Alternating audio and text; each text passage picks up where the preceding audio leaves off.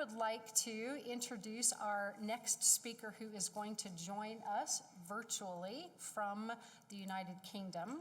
So Caroline Pomeroy will be joining us, and she is the Director of Climate Stewards, which is a UK-based nonprofit organization helping individuals to measure, reduce, and offset their carbon footprint.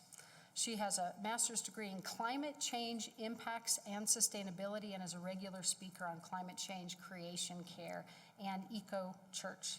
She's lived and worked in Ghana and Rwanda on various community environmental projects and has attended 2 of the most recent UN climate talks. She's passionate about helping Christians to understand the biblical mandate to care for creation.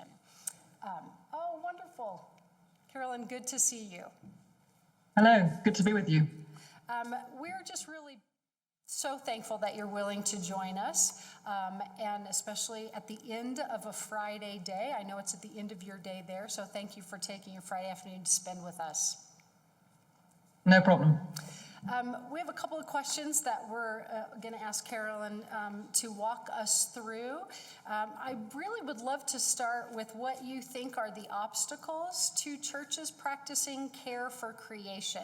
What are the barriers and obstacles that you can identify and see in terms of churches caring for creation? And then the flip side of that, what are the catalysts or ways that we can empower and catalyze and encourage churches to practice creation care? Sure. Can you hear me clearly? Is that volume good enough? Yep. Okay. So in terms of obstacles, it's interesting. That's about 12 years ago, as you mentioned, I did a master's degree, and my research thesis was, what are the catalysts and the barriers to churches practicing creation care? And obviously that was a while ago now, and things have changed. And I'm very conscious that this all took place in the UK, where the context is very different from you in the US, but I think there are probably similarities. And what I was really interested to find was that I was expecting the biggest obstacle to be theology. But in fact, most of the obstacles, and we carried out the research in the diocese, so across an Anglican diocese in the southwest of England, where I'm based, so a huge area, about 500 churches of all, quite a range of churchmanship. But the consensus was that the biggest obstacle was not theology, it was practicality.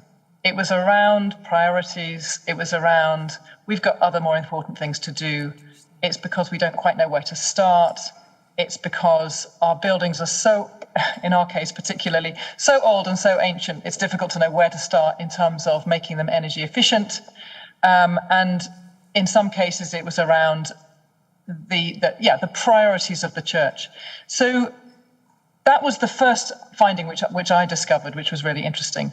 And I recognize that in the USA, it might be a bit different. Theology is clearly a very political topic. Just listening to your introductory list of issues, there are many issues where we see from the other side of the Atlantic what you're dealing with there. But I just wanted to tell you a couple of kind of examples of my experiences. So there was a few years ago, I visited a large evangelical church to talk to the staff team. I'd been invited to talk to them around theology, around the theology of creation care. And I'd been warned that the main teaching pastor was a bit skeptical. He was a bit dubious about the whole thing. Wasn't sure that this was a priority that they should be taking very seriously.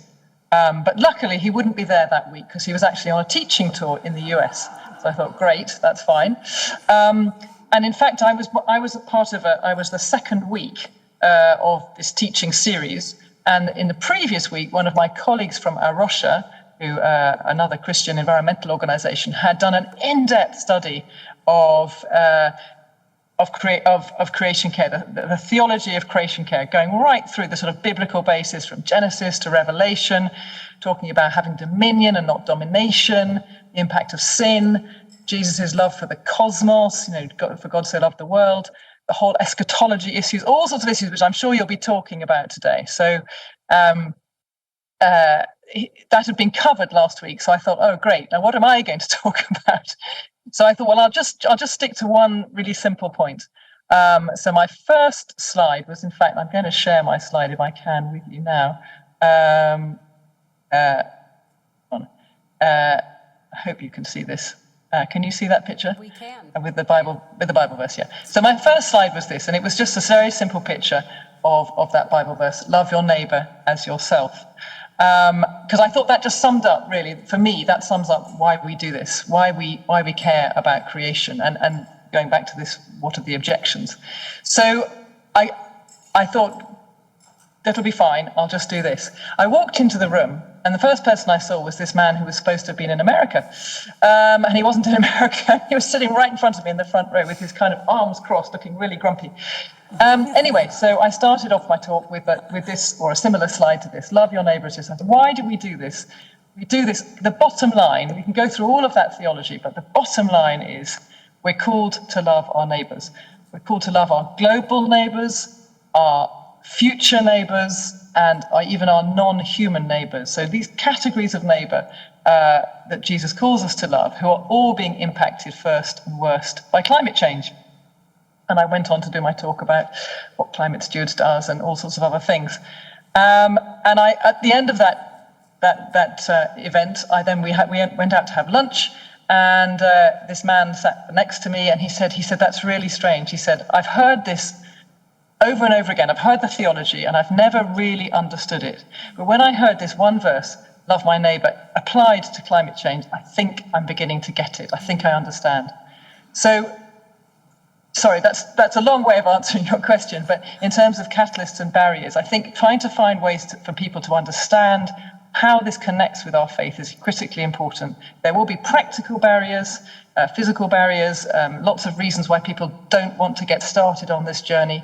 I think the theology is very important and is particularly important in an evangelical Christian context in the USA. So those obstacles, they're all real. But I think that when people begin to understand that it's the poorest and most vulnerable in the world who suffer first and worst from climate change, then they will begin to make that connection with their theology. This is, by the way, a picture of a young woman I met called Marinelle when I was at one of the climate change conferences in Glasgow a couple of years ago. She was part of the Christian Climate Observers Group, and she was in her mid-20s then, but when she was 13, Super Typhoon Haiyan came through the Philippines, and she was just a schoolgirl. And most of her family were killed, and she, from that moment, became a climate campaigner.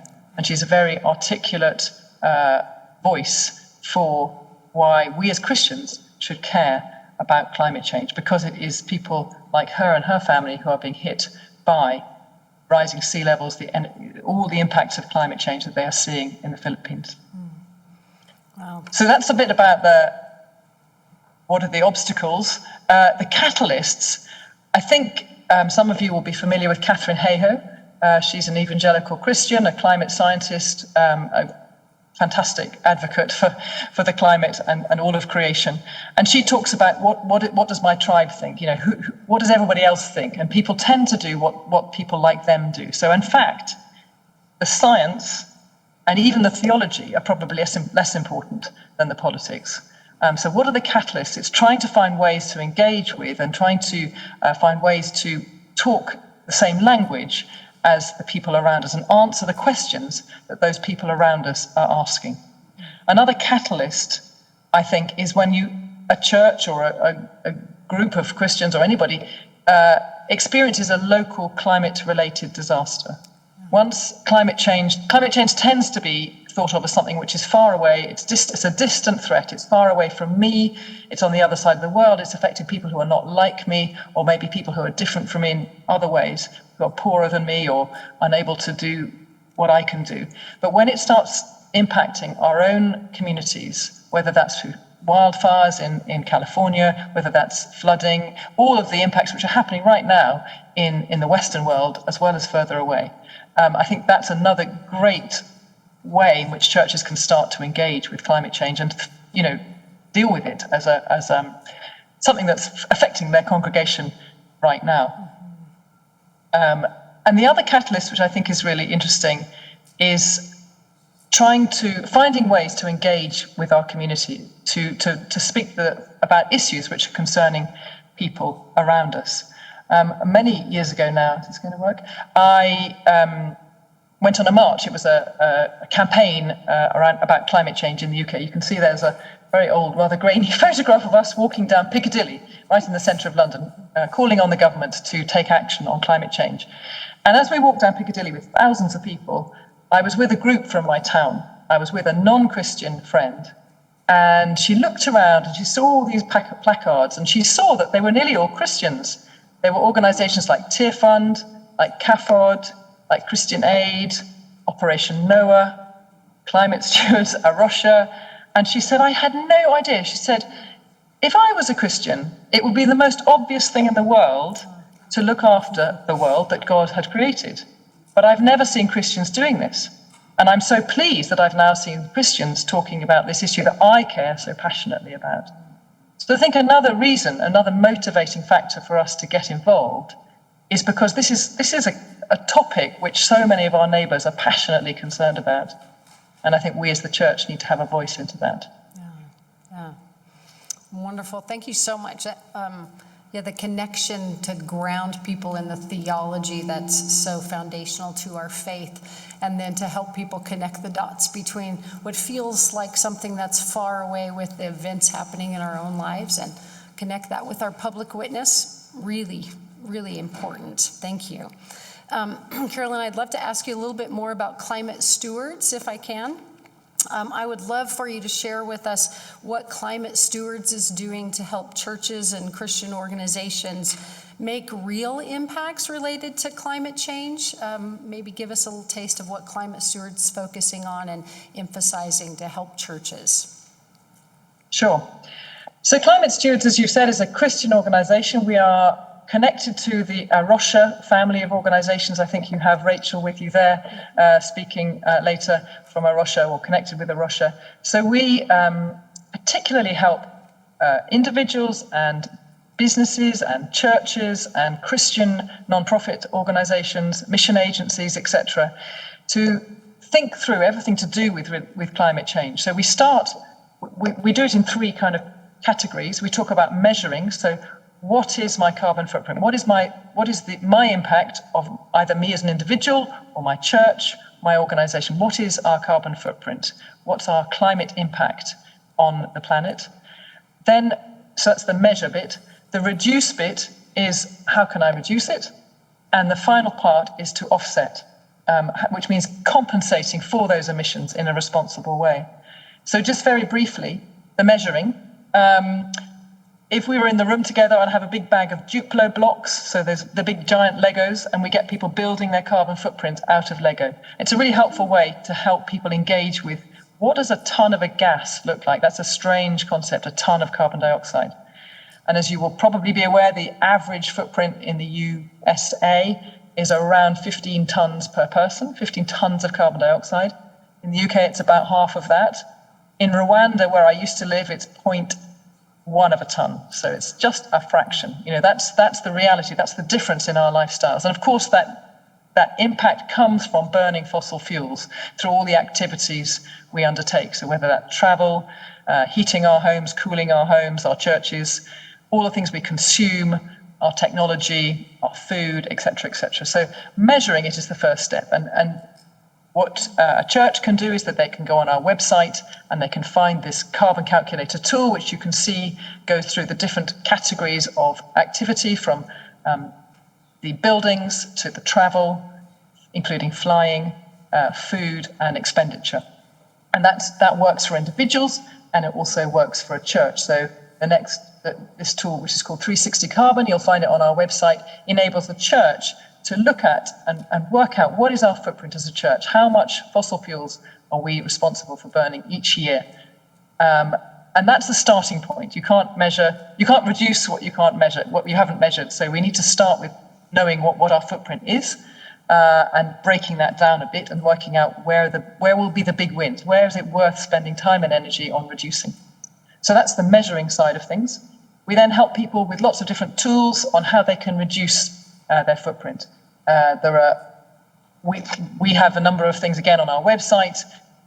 games that you can play, different ways of engaging with people on what are the things, what are the quick wins, what are the bigger activities, how much is it going to cost, how can I weigh up the pros and cons of this versus that, should I eat less meat, should I fly less often, should I insulate my home? There are so many different things we can be doing to reduce our emissions individually and as churches.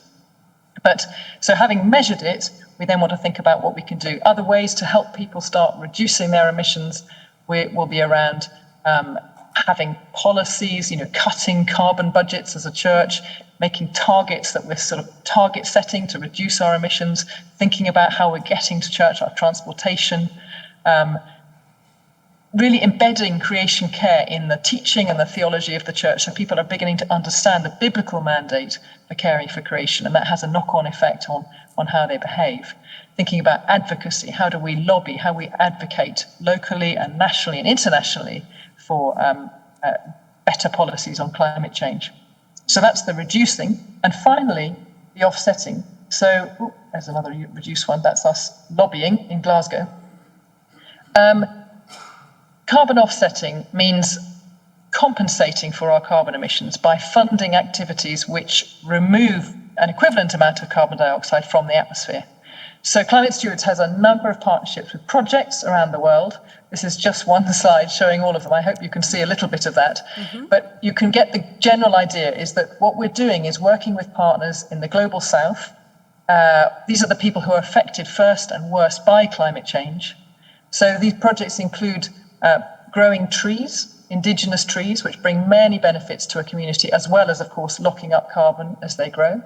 And then technology projects. So you can see on the top left in Uganda, there's a biosand water filter. So there's a big household scale water filter which generates clean water for drinking for a whole family and their neighbours, usually, which means that they don't then have to boil their water on a fire, and so therefore reduces carbon emissions. At the bottom left, you can see a clean cook stove in Nepal. So these, again, they're very efficient stoves. They bring lots of local benefits. They're reducing smoke, they're making the household cleaner, they're reducing the quantity of fuel used to cook, which makes it safer and healthier for everyone, but it also reduces carbon emissions from burning. We're also working with another organisation recycling plastic. They collect up plastic all over Uganda and they recycle it.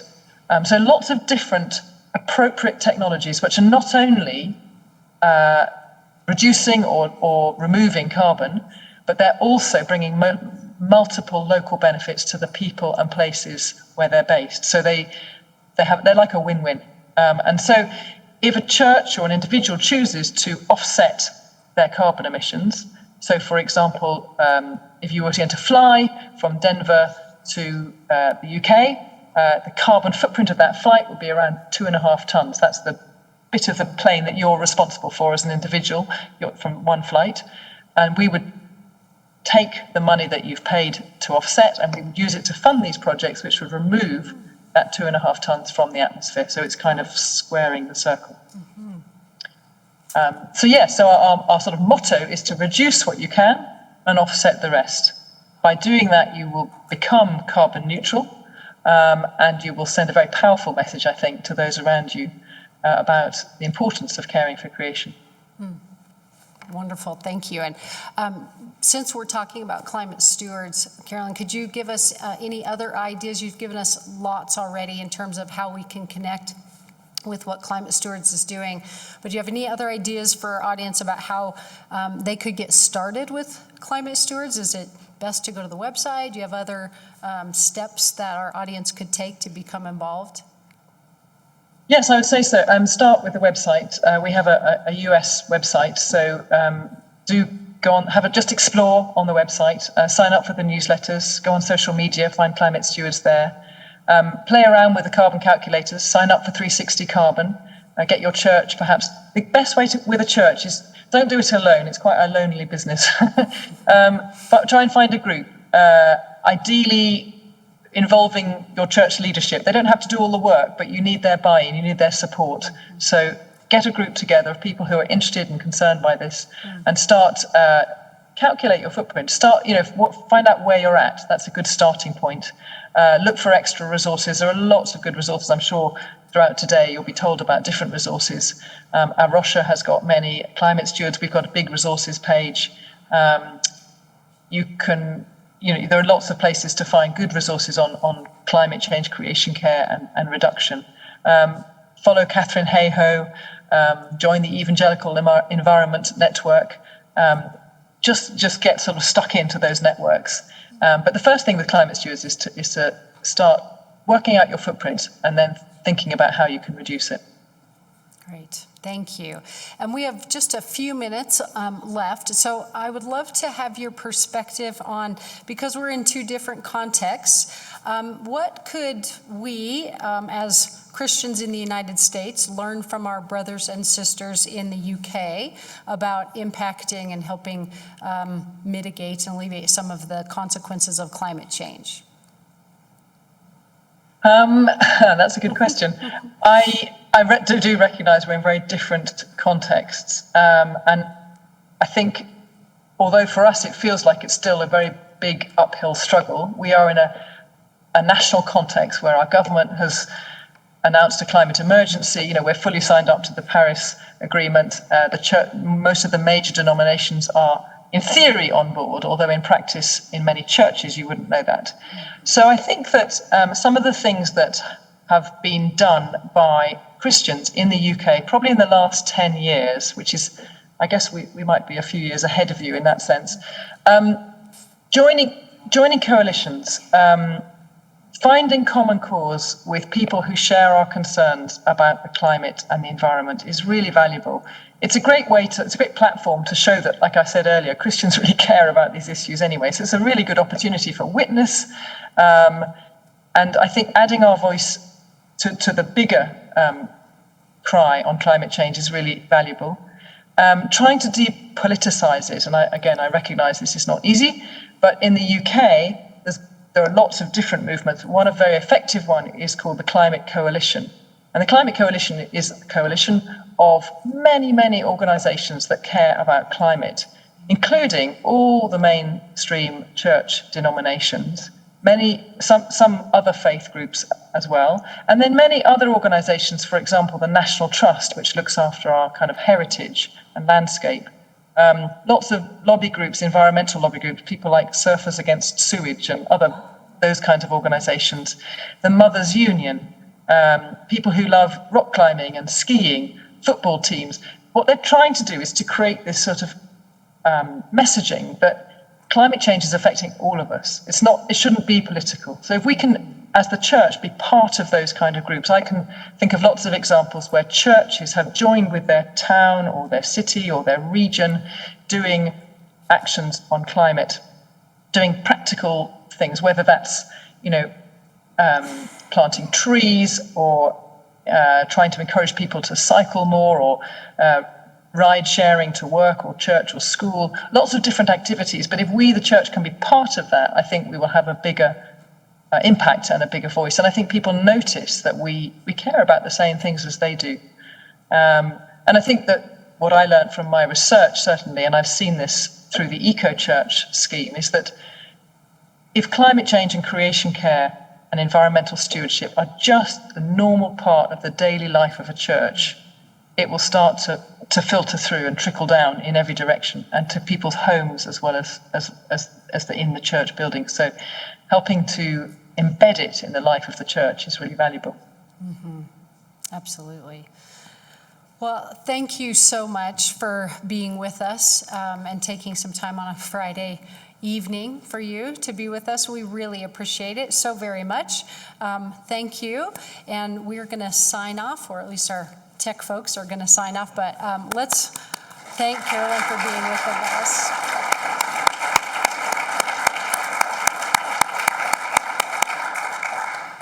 We really do appreciate it. Thank you. Thank you. Bye-bye. Bye-bye.